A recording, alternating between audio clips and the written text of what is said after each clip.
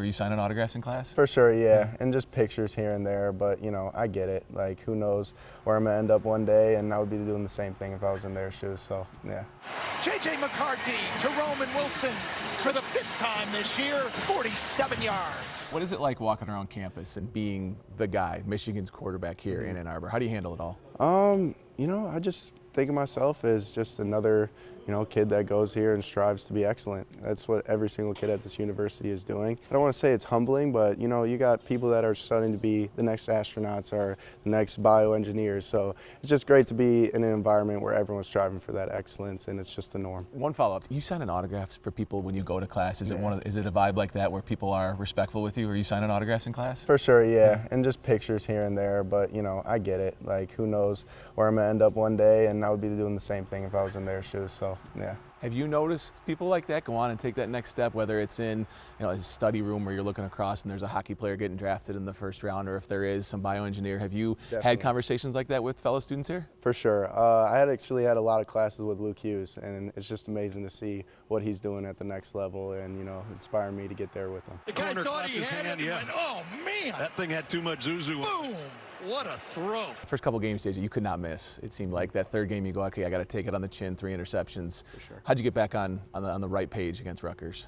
You know, it's just, as a quarterback, you have to have that goldfish memory and just put it in the past and continue to just strive to get better every single day. And I'm not going to be the one to say that I didn't learn as much as I could have in that game, rather than having 4 touchdowns, 400 yards. Like, it would have been a tremendously different week. So I'm just, you know, taking that as a blessing in disguise and moving on.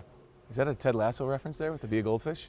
I've never watched Ted Lasso, but I got got to. to. Yeah, got to. Pocket for McCarthy towards the end zone.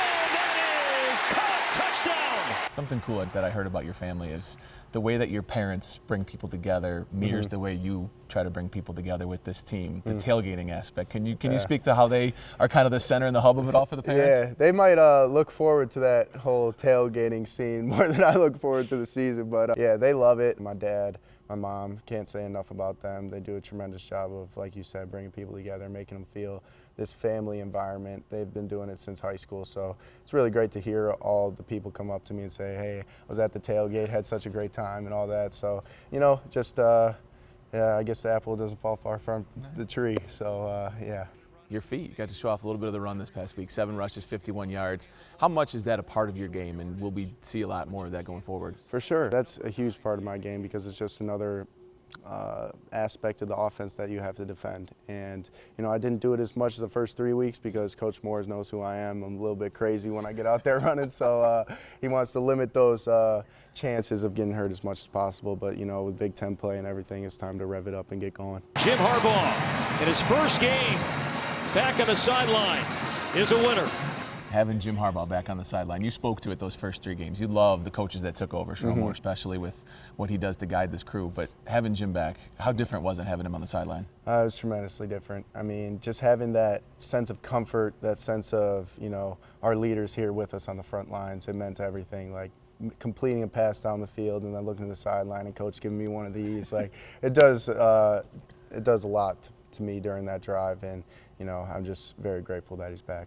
When you're in this building, I know nothing gets lost on what you guys have done the last 2 years, and no one will ever be able to take that away from you guys, but you speak to it all the time. You guys, the job's not finished. The banners and everything that you think about for this year, how much do you put that in the daily message, and I guess in what ways do you guys constantly say the job's not done? Just in our day-to-day actions. Like, we know where we want to go, but we can't get there unless we focus on being a champion every single day.